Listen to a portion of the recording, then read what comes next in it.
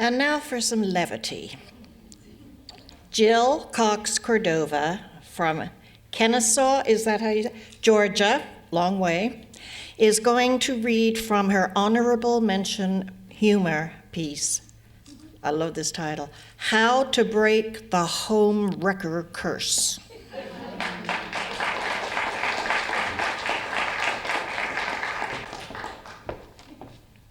Thank you. I'm thrilled to be here. My story was inspired by my past career as a journalist and my current fascination with the definition of news today. How to Break the Homewrecker Curse.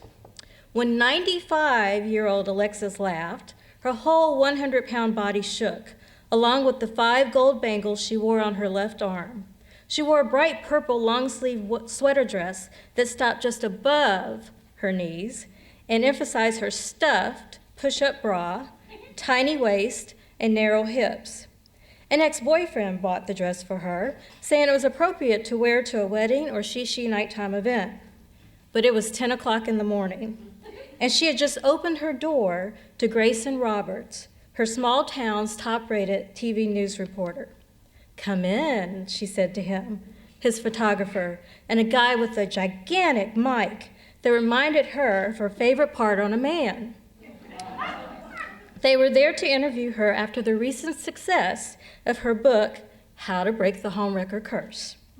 Grayson smiled, showing a deep dimple on his right cheek. No strand of his thick, wavy brown hair was out of place. Alexis saw he wore way too much hairspray for that. He tried to run his fingers through it anyway. Most of her life, men had made some nervous gesture like that when they first met her. She made it her job to make men, married or single, it didn't matter, want her.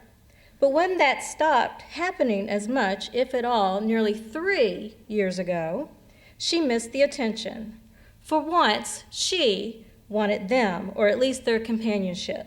She figured writing a book on her expertise would allow her to meet more men, and it did. But something remained missing. When Grayson called to request an interview, she readily agreed because she wanted to see if she still had the ability to make a handsome married man want her. He stretched his long legs out and faced her on her oversized teal sofa, a gift from another ex-boyfriend. She sat cross-legged, her feet bare. Grayson ignored her flexibility and showed her the covers of the nation's top magazines for women. Each featured her picture with the words, "World's Oldest Homewrecker Retiring."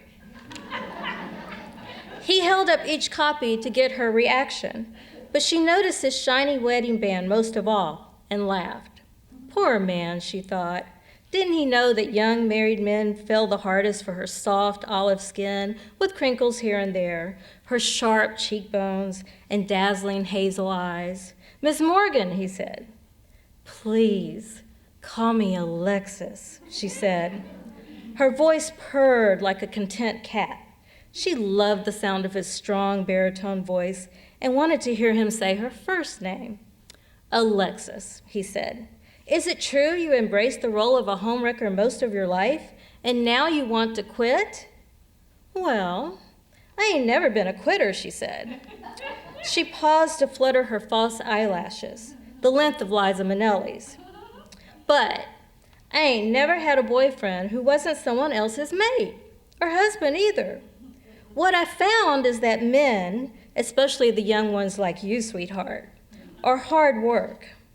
I don't perform the way I used to, but I certainly don't want anyone to push me out of my lifelong role." She wagged her short but thin index finger. "I want to leave on my own terms." Thank you.